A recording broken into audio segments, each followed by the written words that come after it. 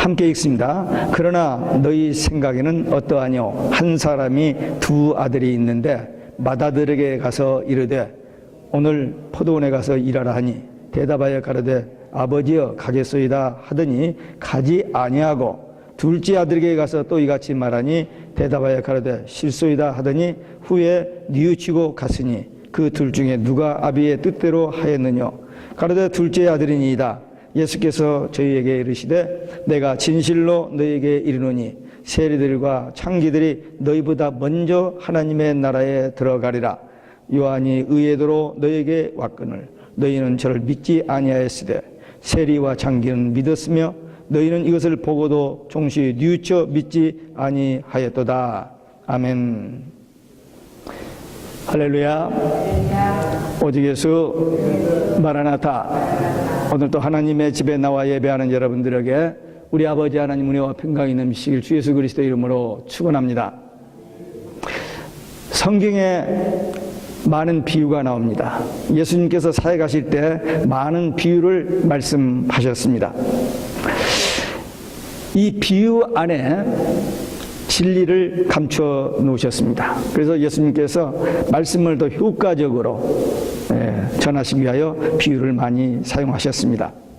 비유 속에는 놀라운 하나님의 비밀, 복음의 비밀들이 감춰져 있습니다. 오늘 본문 이 맏아들과 둘째 아들에 관한 비유 말씀 속에 어떤 복음의 비밀이 감춰져 있는지 함께 나누겠습니다. 첫째, 맏아들 모습의 영적 의미입니다. 28절 9절에 보니까 한 사람이 두 아들이 있는데 맏아들에게 가서 이르되 오늘 포도원에 가서 일하라 하니 대답하되 가로되 아버지여 가겠소이다 하더니 가지 아니하고. 이 포도 농사는 이스라엘 나라의 흔한 그런 농사입니다. 다시 말하면 흔한 주변 이야기를 가지고 이 사람들에게 하나님의 그 놀라운 복음의 비밀을 가르쳐주고 있습니다. 이 맏아들, 아버지가 포도원에 가라고 하니까 가겠습니다 하고는 가지 않아 버렸습니다. 대답만 하지 하고 행함이 없었던 맏아들, 오늘날 행함이 없는 성도의 신앙과 비교됩니다. 행함이 없는 신앙은 죽은 신앙이라고 그랬습니다. 하나님의 말씀이 먼저 유대인에게 전해졌습니다. 그 말씀을 받은 저희들이 하나님 말씀 순종해야 하는데 그 율법을 받고 그 율법을 바로 지키지 아니했습니다. 오히려 우상 숭배를 더했습니다. 그리고 타락하고 배도하고 그리고 불순종하고 갖가지 하지 말라는 일만 골라서 하는 정도로. 근데 그들은 늘 성경 공부를 했어요. 이마에다 성경을 붙여놓고 문지방, 기둥, 그리고 옷자락에다가 그냥 말씀을 써보니까 그 말씀을 다 암송하고 중얼중얼 말씀을 하고 막 그랬어요. 그런데도 불구하고 그 말씀을 매일의 삶 속에서 행하며 순종하지 않았습니다. 지식으로 알고 가르쳤습니다. 오늘 본문의 맏아들이 그런 모습이었습니다. 다 알아요. 네, 다 들었고 배웠고 가르치기까지 했으니까 무슨 말 물으면 답은 탁탁탁 얘기해요. 근데 그 말씀이 그 가슴에 하나님의 말씀으로 받고 그 말씀에 순종하지 않는 그런 유대인들, 그 맏아들의 모습입니다. 가인, 아담의 첫째 아들입니다. 하나님 앞에 어떻게 제사할 것을 아버지를 통해서 배웠는데도 불구하고 그 제사를 바로 드리지 않냐고 자기가 농사 짓는 데서 오는 그 곡식을 가지고 편리하게 간단히 그냥 예배 드리는 척 해버렸습니다. 근데 하나님께서 그 예배를 받지 않았어요. 그 제사를. 아벨은 하나님의 지시대로 말씀대로 짐승의 피로 제사를 드렸습니다. 그러니까 아벨의 제사는 받지 않냐고 가인의 제사는 받지 않냐고 아벨의 제사를 받았습니다. 그러니까 가인이 화가 나니까 동생을 죽여버렸어요. 최초의 살인. 하나님 말씀대로 살지 못한 데다가 하나님 앞에 바른 예배 생활을 하지 못한 데다가 최초의 살인자까지 되는 무서운 어떤 그 마귀의 모습을 보여주었습니다. 이삭의 아들이 둘이 있었습니다. 에서와 야곱입니다. 에서 참 착했습니다. 아버지의 비유를 마치고 아버지 시키는 대로 말도 잘 들었어요. 근데 이 에서는 장자의 명분을 소홀히 여겼어요. 그게 뭐야? 하면서 이 동생 야곱에게 팥죽 한 그릇 얻어먹고 그 장자의 명분을 팔아버렸어요. 하나님의 축복, 하나님의 말씀, 하나님의 뜻 이런 것보다는 세상의 향락이나 물질 이런 것 때문에 신앙을 버리는 그런 모습입니다. 마다들의 특권을 잃어버린 모습입니다. 오늘 이 시대의 마다들은 누굴까요? 행함이 없는 신앙의 사람들입니다. 교회 생활 익숙합니다. 큰 교회에 좋은 직분 맡아서 누가 봐도 그저 이를 인정받을 만한 그런 사람인데 하나님 말씀에 대한 순종이 없어요. 겉으로 보기에는 대단한 신앙이에요. 또 한때는 대단히 아주 막강한 이렇게 좀 인정받을 만한 그런 일들도 했습니다. 근데 지금 변질된 타락한 그런 모습, 이 마다들의 모습입니다. 이스라엘 백성들이 하나님의 말씀 불순종함으로 말미암아 430년 동안 하나님의 말씀이 딱 끊겨 버렸어요. 더 이상 선지자를 통해서 말씀을 주시지 않았어요. 그러니까 그만큼 어두워진 시대입니다. 예수님이 탄생하실 때 그때. 근데 먼저 세례 요한이 나타나서 회개하고 하나님의 말씀을 믿으라. 예수 그리스도 메시아 그리스도를 하나님의 어린 양을 보라 믿으라 이렇게 외쳤습니다. 근데 그 말씀마저도 물론 430년 못 들었기 때문에 놀래가지고 나가서 듣긴 들었습니다만 그 말씀을 받아들이질 않았어요. 그리고 그 예수님을 거절했습니다. 그리고 그 예수님을 나중에는 십자가에 못 박아 죽게 했습니다. 먼저 하나님의 말씀을 받은 민족인데 하나님의 특별한 선택을 받고 사랑을 받고 복을 받았던 민족이었는데 그만 하나님의 말씀 불순종하고 하나님 말씀대로 행하지 않는 그런 변질된 타락한 민족이 되어버렸습니다. 그래서 구약교회의 멸망 그리고 이스라엘의 멸망을 예수님께서 선포했던 겁니다. 예언했던 대로 그대로 성전이 다 무너져 버리고 그리고 이스라엘 백성들이 다 죽고 포로로 잡혀가 버립니다. 하나님의 말씀 불순종한 결과 하나님이 보내신 예수 그리스도를 거절한 결과 그 예수를 십자가에 못 박은 그 무서운 그 벌을 그들이 받은 것을 역사적인 사실로 우리가 다 알고 있는 내용입니다. 하나님 말씀대로 순종하는 자는 구원받고 죄에서 해방되고 구원받고 천국 갑니다. 그러나 하나님 말씀을 거절하는 사람 하나님 말씀 지식으로는 다 알지만 속으로 믿어지지 않고 믿지 않는 그래서 의식적인 삶을 사는 사람들은 끝에 가면 결국은 멸망입니다.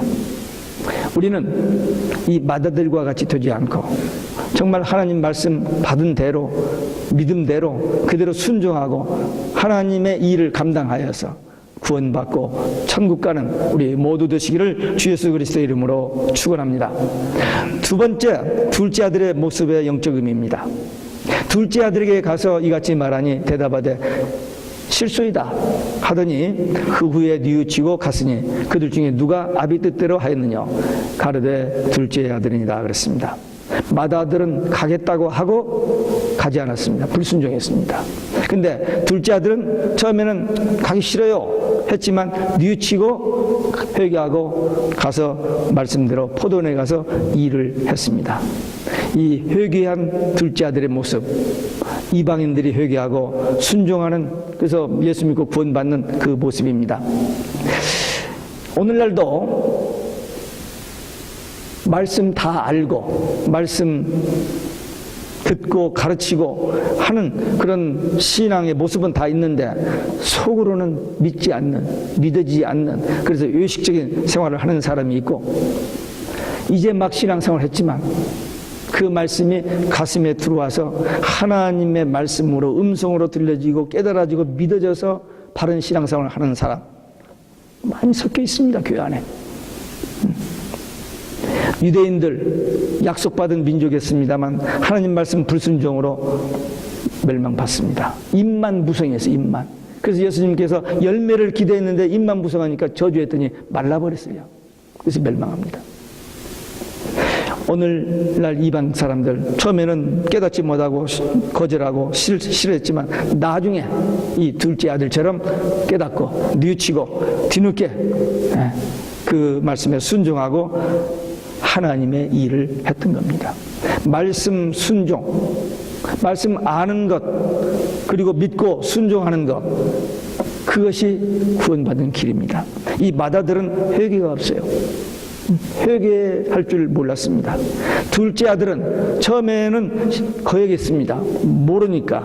그러나 나중에 깨닫고 회개했습니다. 결국 하나님께서 들어 사용하셨고 하나님의 축복을 받았습니다. 이방인들에게 복음이 이제 유대인들이 복음을 거절하고 이방인들에게 복음이 전했을 때 이방인들이 그 복음을 받고 변화되고 그리고 교회가 새로워지고 교회가 확장되면서 온 세상이 복음화됐습니다. 그래서 우리 한국에도 135년 전에 복음이 들어왔고 그 복음을 통해서 수많은 사람들이 구원을 받는 그런 역사가 일어났습니다.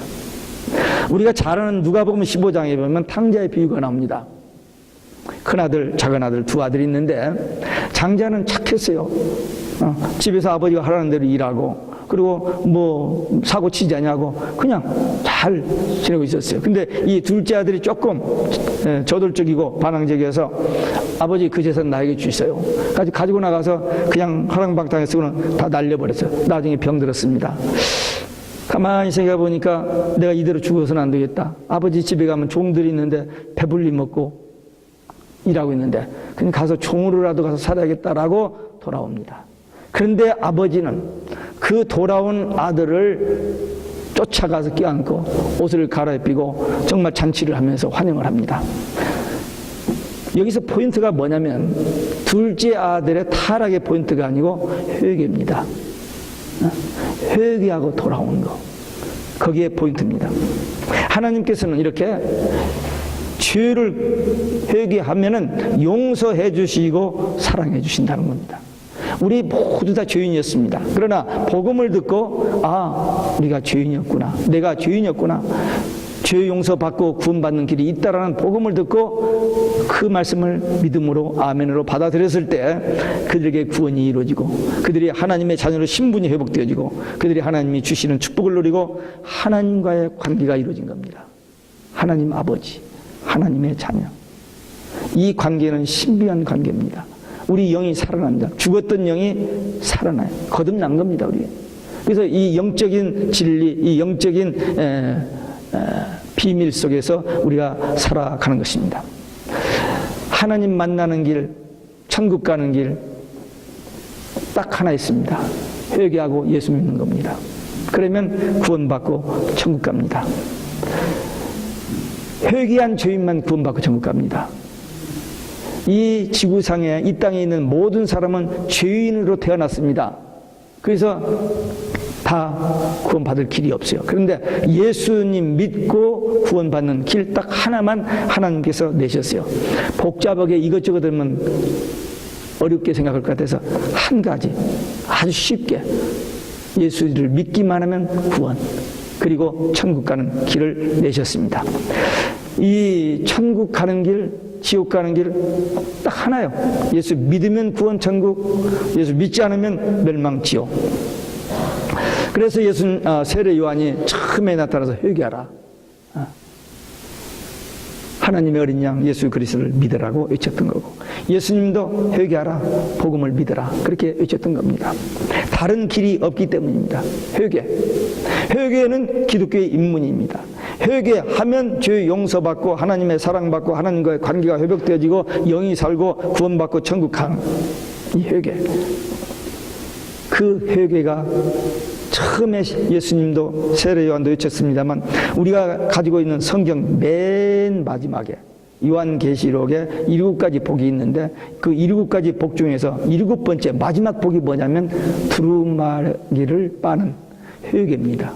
회개하면 성 안에 들어가고 회개하지 않으면 성 밖에 그들이 있는.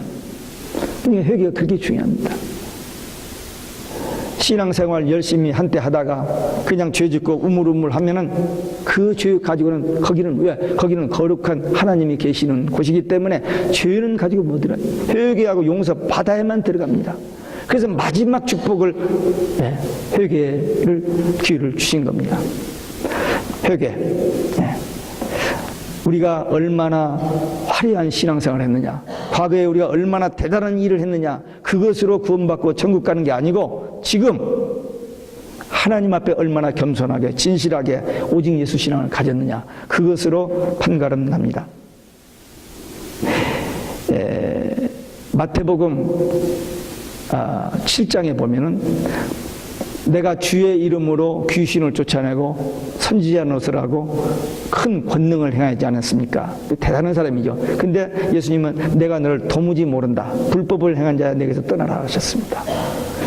굉장한 일을 했는데도 불구하고 하나님의 뜻대로 하나님의 말씀대로 하지 아니하고 자기를 드러내는 자기 중심의 그런 일을 한 겁니다. 그게 하나님 일이 못 되는 거예요. 그런데 마태복음 10장에 보면 어린 소자에게 주의 이름으로 냉수 한 그릇 준 그 상을 결단코 잊지 않는다 그러셨습니다.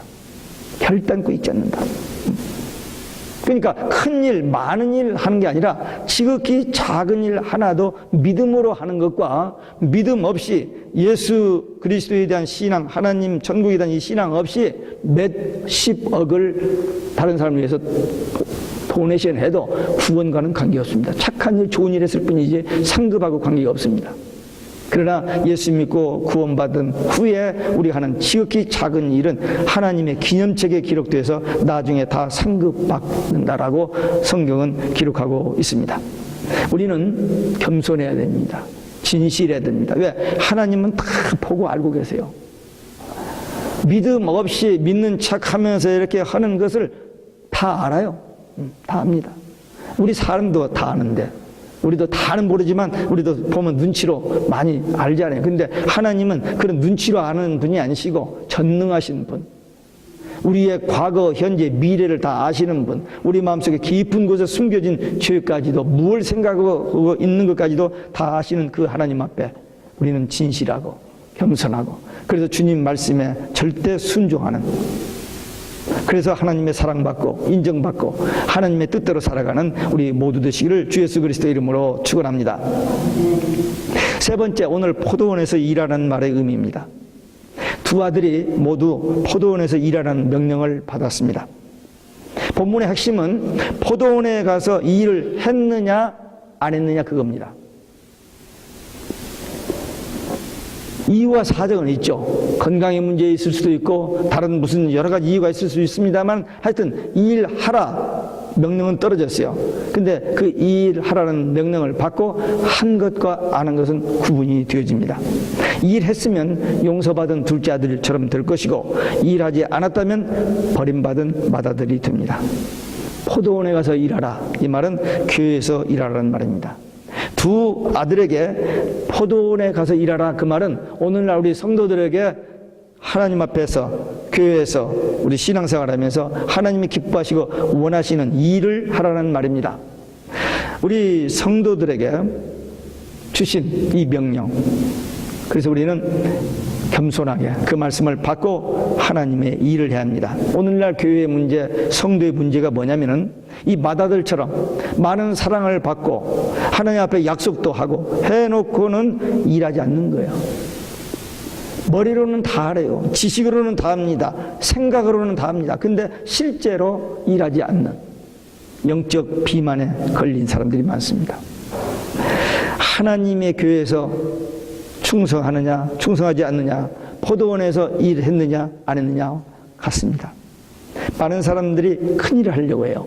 좀 사람들에게 인정받고 좀 사람들이 알아주는 일을 하려고 합니다. 그러면 그 영광을 미리 받아버려서 나중에 하나님 앞에 상이 없다고 그랬어요. 일을 하고도 겸손하게 내가 한 게 아니고 하나님께서 하게 해주신 거, 그래서 하나님께 영광 돌리는 그런 마음 가졌을 때 하나님 앞에서 상급이 있습니다. 지미 카터 대통령이 당선돼가지고 취임을 하고 그 자기 백악관에 들어가서 이제 생활을 시작하는데 첫 주일날이 됐는데 없어요. 대통령이. 집에 배고픈 없는 거예요. 비서들이 깜짝 놀라가지고 어디 가셨나 하고 막 찾았는데 알고 보니까 자기가 섬기던 교회 주일학교 교사 하러 갔다 온 겁니다. 아니 옛날에 열심히 했으니까 이제 대통령 됐으니까 대통령 일을 하면 되지 않느냐 그렇게 생각할 수 있는데 카터가 고백한 말이 대통령은 4년간이지만 교사의 사역은 일평생의 사역이라고 했다는 겁니다. 얼마든지 이유가 되죠. 세계적인 나라를 통치하는 이 대통령이니까 바쁘니까 이건 좀 다른 사람들이 맡기고 할 수 있습니다만 이건 하나님의 일, 이건 이 땅에서 대통령이 할 수 있는 그걸 구분한 거죠. 그리고 이건 자기가 생명이 있는 동안에 해야 할 일이라고 그렇게 믿었기 때문입니다. 우리 한번 자신을 곰곰이 돌아봅시다. 나는 맏아들일까 둘째 아들일까? 맏아들 같기도 하고 둘째 아들 같기도 하고 확실하지 모르죠. 착각할 수도 있고 그냥 무감각일 수도 있고 여러 가지가 있어요. 근데 분명히 오늘 성경 본문에 맏아들과 둘째 아들이 있어요. 맏아들은 예스 해놓고 그냥 일을 안 해버렸고 둘째는 싫어요 했지만 뒤늦게 깨닫고 순종하고 일을 했습니다. 우리는 어떤 사람들일까요? 우리 분명히 하나님의 포도원에 가서 일하라는 명령을 받은 사람들입니다. 아니 저는 목사가 아닌데요. 이건 목사에게 주신 말씀이 아닙니다.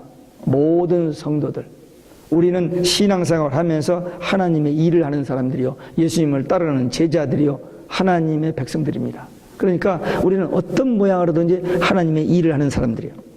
그러니까 일하라고 명령을 받았습니다.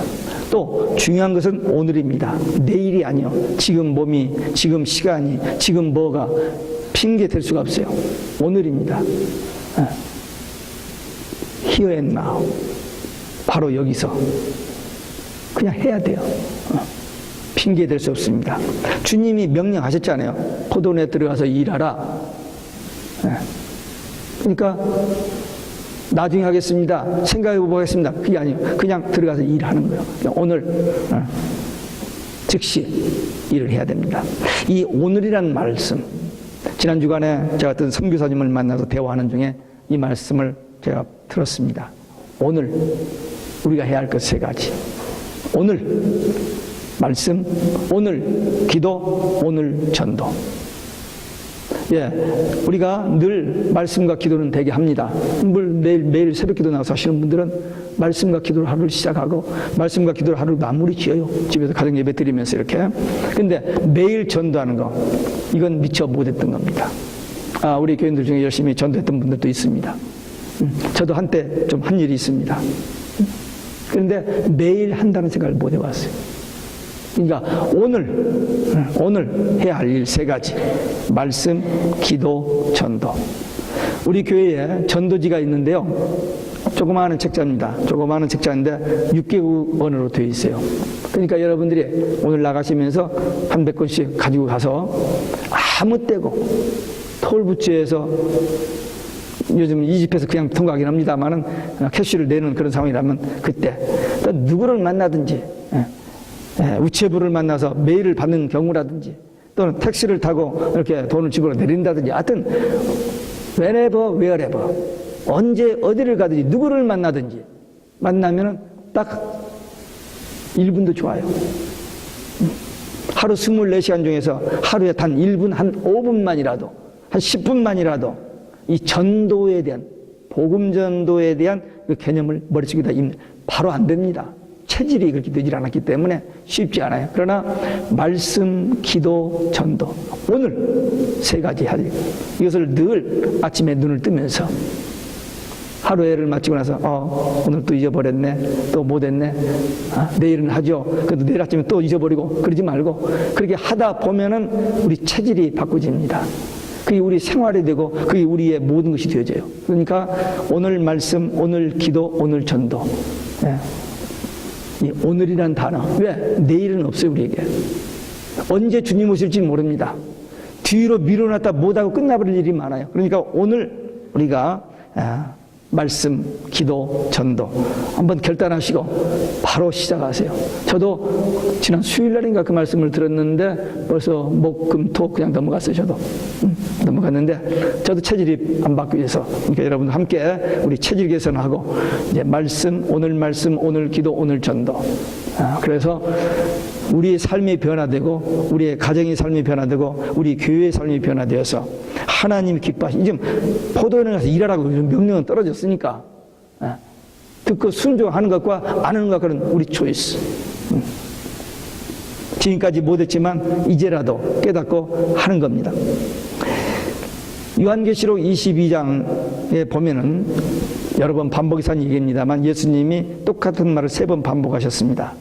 내가 속히 오리니, 내가 속히 오리니, 내가 속히 오리니. 근데 7절에서 내가 속히 오리니 한 다음에는 이 예언의 말씀을 지키는 자들, 읽고 듣고 지키는 자들이 복이 있다는 말씀하셨고 12절에 보면 내가 너에게 줄 상이 있다고 하셨습니다. 그리고 20절에 보면 아멘 주 예수 오시옵소서, 신랑 되신 예수님을 사모하고 기다리는 신부의 고백이 거기 들어있어요. 우리 인생의 가장 최고의 사건은 뭐냐? 우리 주님 오시는 겁니다. 아멘. 아멘 하시네. 나하고는 관계없는 것처럼 생각하고 아멘 안 할 줄 알았는데. 그렇습니다. 우리가 이 땅에서 신앙생활을 얼마나 열심히 했느냐, 잘했느냐, 그보다도 하여튼 신랑 되신 예수님이 신부된 교회를 데려오실 때 아멘 주 예수여 오시옵소서 하면서 그 자리에, 그 혼인잔치에, 그 천년왕국에 들어가는 건 최고의 영광입니다. 그 일을 위해서 얼마나 많은 우리 신앙의 선배들이 순교했는지 몰라요. 이 마지막 때도 결정적인 순간입니다. 오직 예수면 죽인다. 그런데도 죽어도 좋다, 오직 예수다라고 순교하는, 신랑 만나기 위해서 죽음을 내던지는 그런 신부된 교회들을 주님이 데리러 오시는데, 그때 그 영광스러운 부활의 자리에, 그 혼인잔치 천년왕국에 들어가는 사건이 분명히 우리 앞에 될 일로 예언되어 있습니다. 우리는 그 믿음 가지고 주님 오시면 맞이할 준비해야 돼요. 우리의 수고는 헛되지 않습니다. 반드시 우리에게 상급이 있어요. 우리 행한 모든 일이 기념책에 기록되고, 악인들의, 죄인들의 모든 죄는 죄책에 기록되고, 우리의 이름은 생명책에 기록됩니다. 생명책에 기록된 우리는 천년왕국에 들어가고, 기념책에 기록된 우리의 모든 행함은 상급하고 연결됩니다. 지어낸 얘기가 아니고 성경 마지막 끝에 가보면 다 있어요. 저 앞에 중간에 없고 성경 제일 끝에 가보면 그 말이 정리되어 있습니다. 그래서 우리 일꾼으로 부르셨으니까, 바울은요 복음의 일꾼이라고 했고 교회의 일꾼이라는 말을 썼습니다. 그분은 대단한 실력 있는 사람입니다. 대단한 학식이 있는 사람입니다. 부자였습니다. 지위도 높았습니다. 그건 전부 버리고 한 대만 더 때리면 죽어버릴까 봐서 한 대를 감아요 39대를 때린 매를 5번을 맞고, 돌에 맞아 죽었다가 일어나고, 풍랑을 만나고 도적들을 만나고 끊임없이 그 고난과 어려움이 있었음에도 불구하고 지칠 줄 모르고 체격이 건장하고 건강한 사람이 아니었습니다. 이 안질로 인해서 너무너무 고생해서 3번이나 기도했더니 4개의 은혜가 족하다고 하니까 그 다음부터 기도를 더 이상 못 해버리고 그 고통을 가지고도 그 복음 전하는 일을 했어요. 인간적으로 보면 참 불쌍한 사람이 되어버렸어요. 예수 믿기 전에 참 잘 나가는 사람이었는데 예수 믿고 나서 너무나도 좀 고생스러운 인생을 살았습니다. 그러나 위에서 부르신 부름의 상을 위하여 쫓아간다. 상급을 바라보세요. 일꾼, 노예, 종, 그 심정 가지고 맡겨진 일에 생명 걸고 일했습니다. 우리 신앙의 선배 사도 바울, 우리는 그만은 못한다 할지라도 우리에게 맡겨주신 지극히 작은 일에 충성하는, 큰 일 많은 일 욕심 부리지 말고 작은 일, 그 일에 충성해서 주님 오실 때에, 주님 앞에 섰을 때에 위로받는, 지난번에 말씀드린 대로 포도원에 일꾼으로 들어가는데 9시에 들어가는 사람, 12시에 들어가는 사람, 오후 3시에 들어가는 사람, 오후 5시에 들어가는 사람이 있습니다. 마지막 1시간, 5시부터 6시까지 1시간 일한 11시에 품꾼으로 부름받은 일꾼. 그가 그 1시간 일했지만 최선을 다해서 기쁨으로 잘했기 때문에 위로받고 칭찬받고 상급받았습니다. 우리 마지막 11시 포도원 품꾼으로 일꾼으로 부름 받은 줄 알고 우리 남은 때를 온전히 말씀 순종하고 전심전력하여 하나님의 일을, 주님의 일을 감당하여 위로받고 칭찬받고 상급받는 우리 모두 되시기를 주 예수 그리스도 이름으로 축원합니다. 기도하시겠습니다. 오늘 우리에게 주신 말씀, 포도원에 들어가서 일하라고 하신 말씀, 난미가 아니고 우리 모두에게 주신 말씀입니다. 내일로 미룰 수 없습니다. 말씀 순종하고 가서 열심히 충성스럽게 일하여 주님의 위로받고 칭찬받고 상급받는 우리 모두들 위해서 결단의 기도 함께 들으시겠습니다. 거룩하시고 자비로우신 우리 아버지 하나님 감사합니다. 오늘 또